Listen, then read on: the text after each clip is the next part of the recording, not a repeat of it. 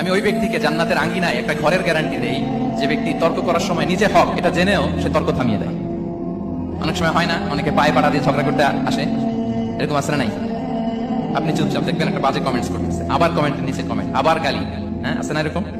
বিষ্ণু বলেন নিজে হক এটা জানার পরেও আর যাতে তর্ক না বাড়ে, যে তর্ক থামিয়ে দেয় জান্নাতের আঙ্গিনায় তাকে আমি একটা ঘরের গ্যারান্টি দেই।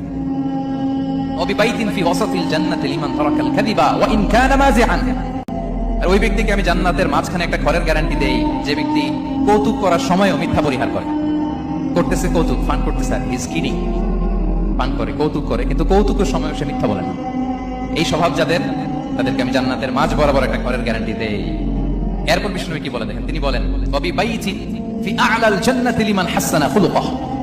আর জান্নাতের একেবারে হাইস্ট পিক অফ প্যারাডাইস, জান্নাতের সর্বোচ্চ স্তরে আমি একটা ঘর বা একটা বাসভবনের গ্যারান্টি ওই ব্যক্তিকে দেই যে তার আচরণটা সুন্দর করেছে, যে সুন্দর আচরণের অধিকারী হয়েছে, তাকে জান্নাতের হাইস্ট পিকে আমি একটা বাসভবনের গ্যারান্টি দেই। তাহলে বলেন তো আমাদের আচরণটা সুন্দর করার দরকার আছে না নাই? এটা খুব ছোটখাটো একটা আমল, তাই না? কথা বলেন দক্ষিণ কোরিয়া প্রবাসী ভাইরা, আওয়াজ করে বলেন এটা কি ছোট আমল?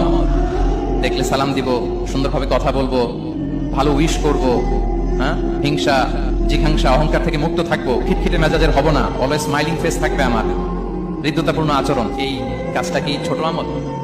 আওয়াজ করে বলেন এই আমলটা কি ছোট না বড়?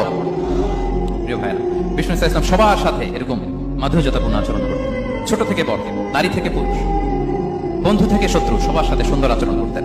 এবং তার এই চমৎকার আচরণে মুগ্ধ হয়ে তার অনেক শত্রু মুহূর্তে তার বন্ধুতে পরিণত হয়েছে। আমি ওই ব্যক্তিকে জান্নাতের আঙ্গিনায় একটা ঘরের গ্যারান্টি দেই যে ব্যক্তি তর্ক করার সময় নিজে হক এটা জেনেও সে তর্ক থামিয়ে দেয়। অনেক সময় হয় না, অনেকে পায়ে পাড়া দিয়ে ঝগড়া করতে আসে, এরকম আছে না নাই?